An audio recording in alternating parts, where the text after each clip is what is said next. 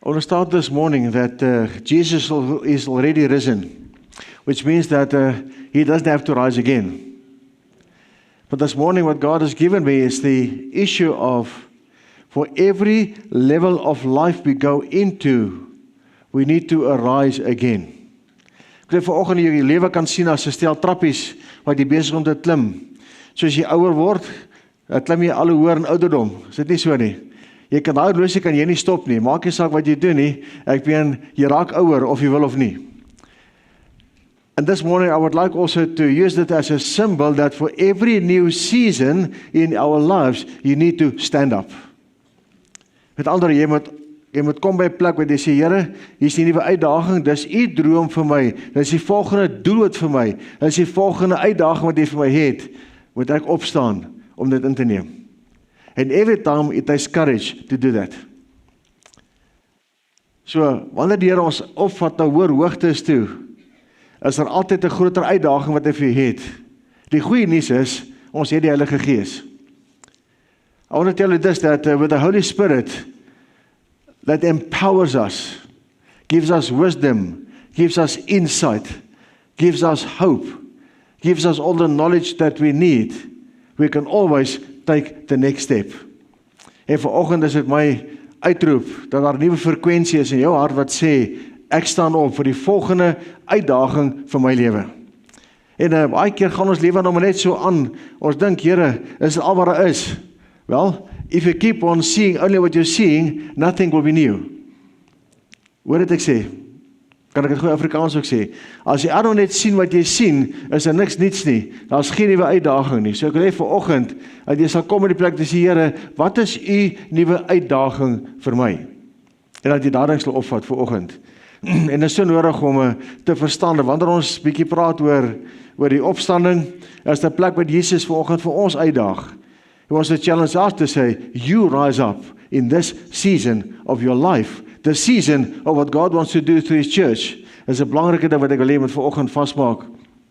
En ons ken die storie, maar daar is my so 'n belangrike ding wat ek graag wil deel. Hulle het die steen van die graf afgerol gevind. Die vrouens kom daar, baie interessant, hoe baie keer die vrouens meer loyaal teenoor Jesus as die manne.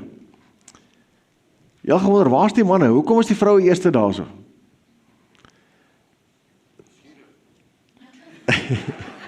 Hy sê nuuskierig.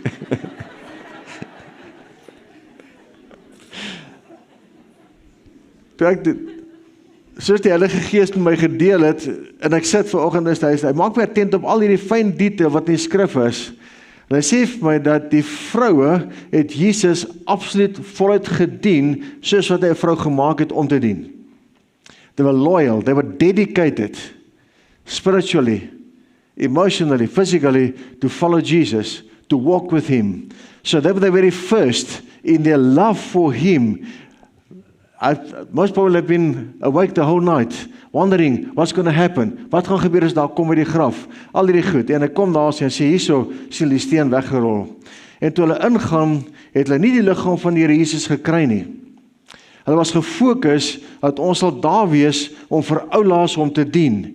Vir oulaas die speserye te vat en om sy liggaam te bedien. As ons laaste eer betoon, as ons laaste afskeid.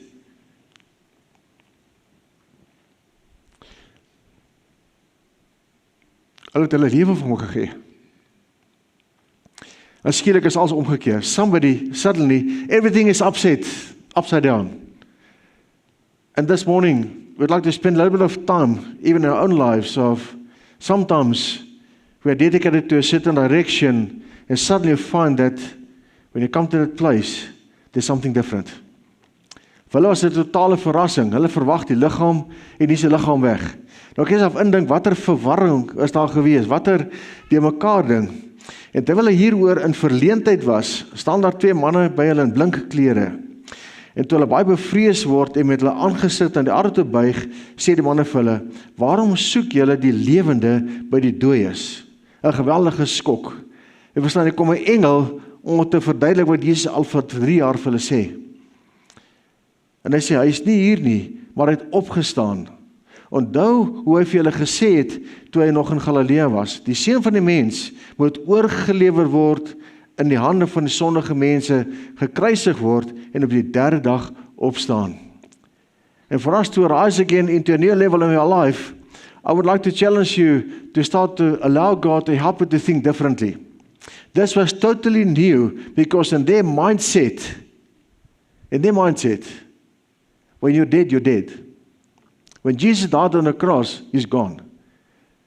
Although he said, I will rise up again. He even told them, listen, I'll meet you in Galilee before he died. Even that went past them because in their framework, in their value system, nobody was actually rise. Was niemand het die dood opgestaan? Daar's my Engels daarmee heen. Okay. En ek dink vanoggend met 'n doel ook daar's ouens wat Engels bietjie nodig het. Maar ek wil vanoggend I want you to understand that then when they came to this place, nobody actually rose from the dead. Not in their lifetime. Almal wat hulle gesien het dood gegaan. En vanoggend wil ek ook jou uitdaag dat baie keer het ons 'n sekere raamwerk, 'n geestelike raamwerk van hoe dinge moet gebeur, dat wanneer God buite daardie raamwerk optree, kan ons dit nie hanteer nie. Dan skrik ons self simpel, dan is hier 'n krisis. Wat nou? Hoe moet ons die ding hanteer? Een van die goed wat die Here ons uitdaag op vanoggend is, dat jy jou denke sal vernuwe, om uit te breek uit die plek waar jy is, uit te breek uit die plek waar jy gesê, dis hoe het al die jare was, dis hoe die ding gelyk het. En dit was hulle groot krisis, hulle kon glad nie Jesus se opstanding verwerk nie. En dan moet jy nou, as die dames daar, die vrouens is daar, hulle kry hierdie inligting, voor hulle oë sien, hulle luister, hierdie graf is leeg, hier's engele wat met ons praat, ek weet, hulle is bewerasies, ek weet, kan jy self indink, as jy is hartseer, jy is vol pyn, jy wil hierdie ding doen, en skielik is hierdie hele toneel verander. En ons gaan 'n bietjie verder lees. En hulle het sy woorde onthou. Vrouens het 'n baie goeie geheue, dus ek moet hulle eerste gebruik het. Hulle het onthou wat hy gesê het in die krisismoment, in die stryd daarso, was daar 'n plek wat hulle nie kon onthou. Hulle was net getraumatiseer. Can you imagine yourself? You see your Jesus Christ, you were witness to the people that was healed, raised from the dead, many things happened, but then suddenly he's on the cross, he's dying. Your whole world just came tumbling down. Everything you dreamed of, he's the Messiah. One day we'll get rid of this, the Romans that's destroying us and keeping us in bondage. This is our hope. And he's dying on the cross. The deep trauma, seeing him being whipped, having this cross. They saw this close by, face to face. They were following him and, seeing him bleeding, stumbling. And eventually standing there and say, listen, up he goes, there he hangs. That trauma was still in their life, in their heart. And now, they didn't have the opportunity to say goodbye. Finally by just serving his body. He's gone. En skielik onthou hulle sy woorde. Suddenly they remember his words. En ek weet hulle vlieg daar om. Nou ek weet nie wie vrouens daai te gehardloop het. Ek weet nie of hulle lang rokke of kort rokke gehad het, hoe hulle gemaak het nie, maar hulle het gemove. Hulle gaan toe terug van die graf af, vertel dit alles aan die 11 en dan al die ander wat by mekaar was. Dit was Maria Magdalena, Johanna en Maria die moeder van Jakobus, en die ander vroue saam met hulle. So as 'n crowd vrouens wat gekom het. Dis nie net een of twee vrouens nie. Die hele bondel was daar. En baie keer lees jy net 'n paar name, net die belangrike name is genoem. Alright, en saam met hulle wat dit aan die apostels vertel het, en hulle woorde het vir hulle na onsinnige praatjies gelyk. Hulle het hulle nie geglo nie. Ek wil vanoggend wil die Here jou uitdaag. Ons gaan net op 'n paar interessante prentjies kom. Maar die Here wil jou uitdaag vanoggend, dus kan jy uit jou prentjie uitbreek, jou geestelike prentjie. Kan nie die Here toelaat vanoggend om vir jou 'n nuwe ding oop te breek, om te sê, Here, in die volgende fase wat ek ingaan in my lewe, in the next phase, Lord Jesus, I want to live a completely different life. But for something to change in your life, you need to change your value system. You need to be renewed. En vanoggend wil ek jou uitdaag. Ek meen, vir hierdie ouens, hulle het net gesê, wat praat hierdie klomp vrouens? Kan jy dink as 10 vrouens te gelyk praat?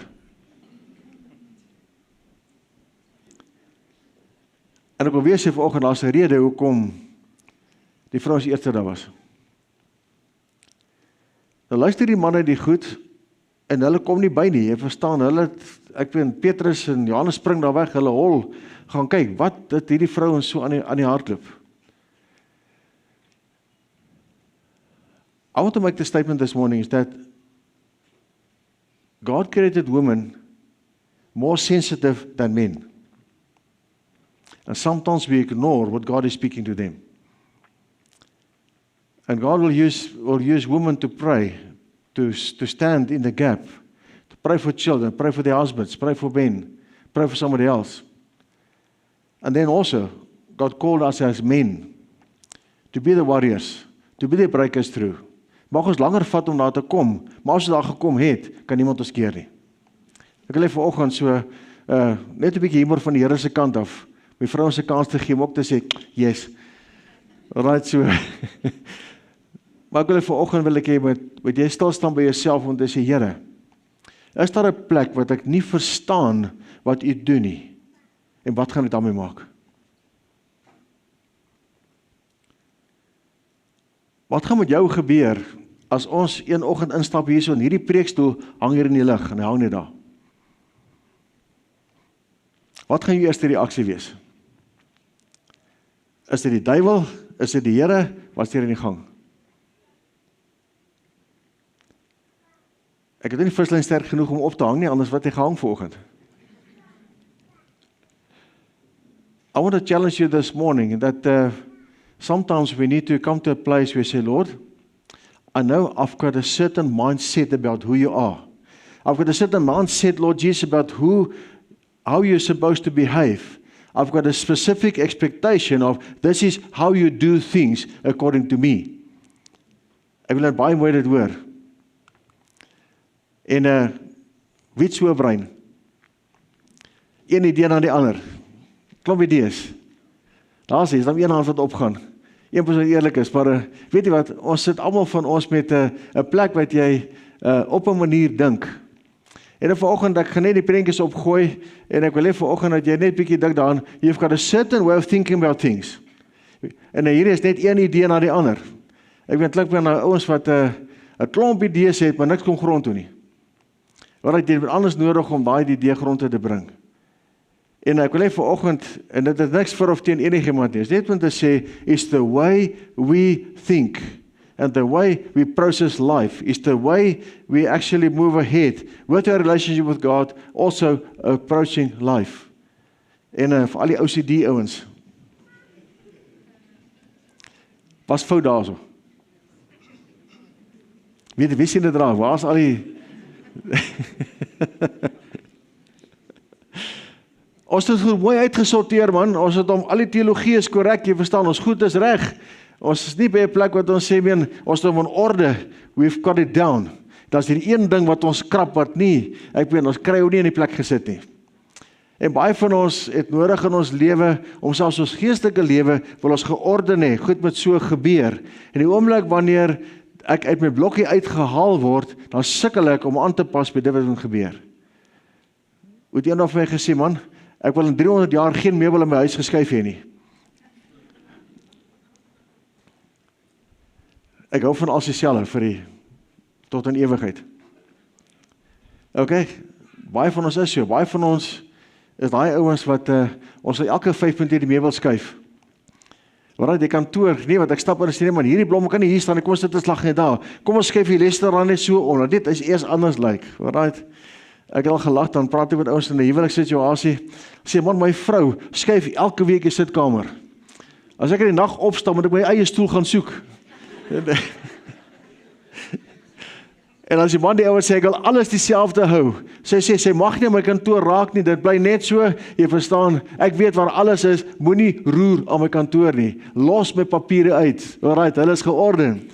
Okay, so almal van ons is by 'n plek waar jy 'n sekere manier dink, en wat gebeur is, geestelik is daai ding besig ook om jou aan te raak. So the way you think will impact the way you behave when God comes close to you. The way you think, the way your value system is structured will also determine the way you will respond when God comes into your presence. And that's why the women, they fell on their faces because of the angels. They were not used to that. They were not used to see this kind of supernatural manifestation in their lives. And after Jesus went back to heaven, a lot of those angel manifestations took place, where people got used to, this is the new supernatural life God wants us to have. En vanoggend is dit nodig vir jou om te sê, staan op, na 'n plek om te sê, Here, breek dit in my lewe, wat keer, dat ek op 'n ander manier kan hanteer, of kan ervaar. Daar's nog een. Ek gaan spot met die kunstenaars.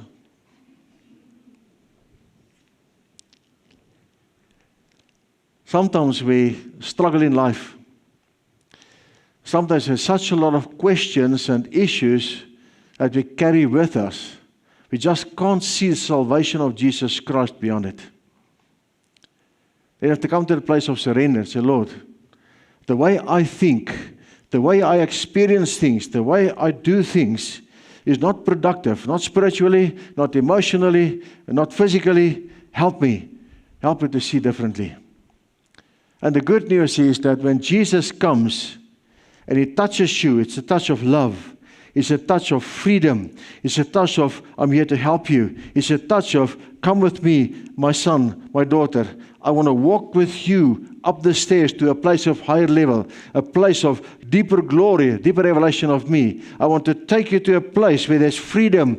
I want to take you to a place where there's joy, where there's not this constant battle inside of you, but you can walk with me in freedom all the days of your life. Ek wil vanoggend dat daai ding by jou begin posvat. One thing I would like to explain or just share a bit. You know, sometimes the spiritual realm is very foreign to us. Is that place up there where Jesus is? You know, I can't see Him. By faith I walk. I've got the Bible. I've got some experience. I enjoy the worship. But then, there's not that kind of reality where Jesus wants you to have. When the Holy Spirit speaks to us, it doesn't speak English or Afrikaans or German or Greek or whatever. It comes in a frequency that's released into our spirits. Our brain interprets that into the words we can understand. If you're a German, you will hear Jesus in German. The exact same message for Afrikaans people, you will hear that in Afrikaans. But how's that working?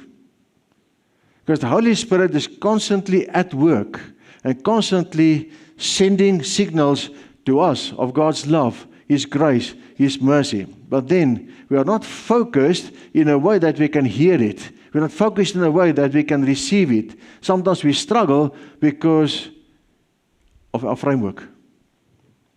We don't expect Jesus to speak to me. I'm too inferior. That's why a little while ago we touched on the issue of inferiority. I know where I'm going. I really don't need God's input in my life. I've got it all sorted out. And this morning, I would like you to challenge yourself to let go of your value system, your frame that's actually created for your insecurity. Jy het teruggekom, almal van ons veg vir ons eie veiligheid. Is ek reg? So as jy nou gaan kyk na hoe jy leef, wat jy sê en wat jy doen.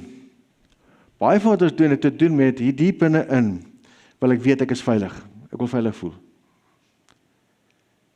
En maak nie saak of jy die go-getter is, of jy die introvert is, of wat jy ook al is nie, almal van ons is besig om te kom na die plek waar jy sê, ek wil graag myself beskerm.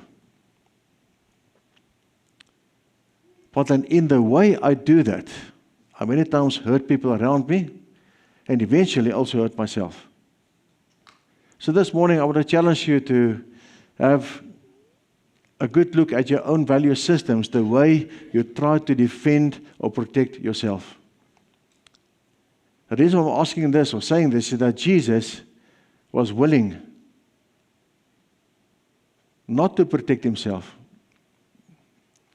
He said to His disciples, in this very moment, I can ask God and 12 legions of angels will immediately come to my aid. He deliberately made himself vulnerable. Can you imagine? You died on a cross? Okay, that's one part. The second part is now here in Hades, the place of death. And unless God the Father does something, he will stay there. He was completely vulnerable. Jy het daaraan gedink. Hy kon niks vir homself doen daar in die doderyk nie. Ek weet nie wat sy gesprek met die duiwel gehad het nie, maar dit lees ons nou nie, maar ek dink daar is 'n paar goeie goedjies wat daar gebeur het, wat al die duiwels geweet, hier is moeilikheid. And then something must happen. But God the Father says, the prophecy says, 3 days. Wake up, come out my son. I send my spirit to touch you, to open up the way from Sheol, from the place of death. You will break out of that and rise up again, as was prophesied, as you told your people. En dit gebeur. Ek wil 'n interessante ding sê is dat vir die Here is kwesbaarheid, vulnerability, 'n groot issue. Almal van ons is besig om ons eie werkie te beskerm. Jy kan maar gaan kyk, jy verstaan, kom ons hoor 'n bietjie, wie sit gereeld sy alarm aan by die huis? Daar is hy, wie het 'n groot hond wat die huis oppas? Wie kyk 3 keer dat jou kar gesluit is, om seker te maak, niks gaan gebeur nie. Alright, hoor julle ons ek wil ons maar baie prakties wees vir julle. Ek meen, wat gebeur is, wie voel gereeld, is my beursie nog hierso? Want as jy daar in die ry staan, ek baie keer lag ek, dan sien ek hierdie ding, dan sien ek daar staan ou, dan sy hand is op sy sak, hy hou sy selfoon vas, terwyl hy hier instap om die geld te betaal.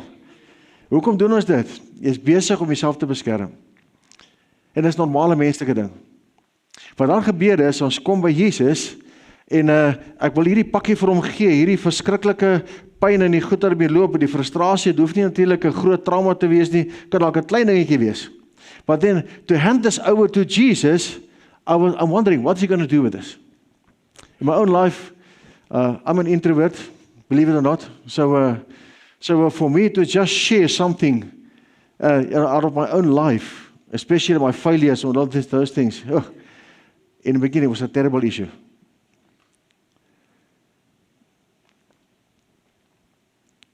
Because I don't want people to see on the inside what's really happening here. I had a weak self-image. I always told myself that if people really know what's inside of me, everybody will abandon me. They will run away from me because I'm stinking inside. Maybe it's your pattern this morning. And eventually I'll never forget that day in Channel 7. I was a pastor, ministering to people, all those things, but nobody knows what's happening inside of me. They always saw the outside, the good side. The Lord said to me, like, now, you have to share your own life over the radio. I told the story again, but let's quickly say it, it was like sweating. My hands were sweating. I said, God, you can't do this. No ways. No ways. What will the people think? What will the whole world think? What will happen? And eventually, he forced me he said to me, listen, if you don't do that, I'll abandon you because of your disobedience. I had the choice. I had to choose. The choice was obedience or walking out, and I know God is serious this time. So I shared my whole life, shared a lot of weaknesses, a lot of things that I said, God, I never thought you would do this to me. The response was freedom. The response was many people got freedom because many people out there were sitting there with the same issue on the inside, too fearful to open it up because what will people think? And this morning I would like to tell you, it doesn't matter what people think on the outside. Let them gossip if they want to. Let the message go. And sometimes people found freedom because somebody else's gossip.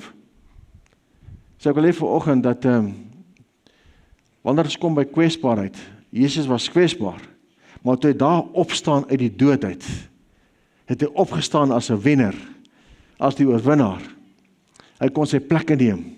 Wat ons vier vanoggend is om te sê, Here, ons vier fees, want ek meen, ons is aan die wenkant, aan die ander kant van die draad.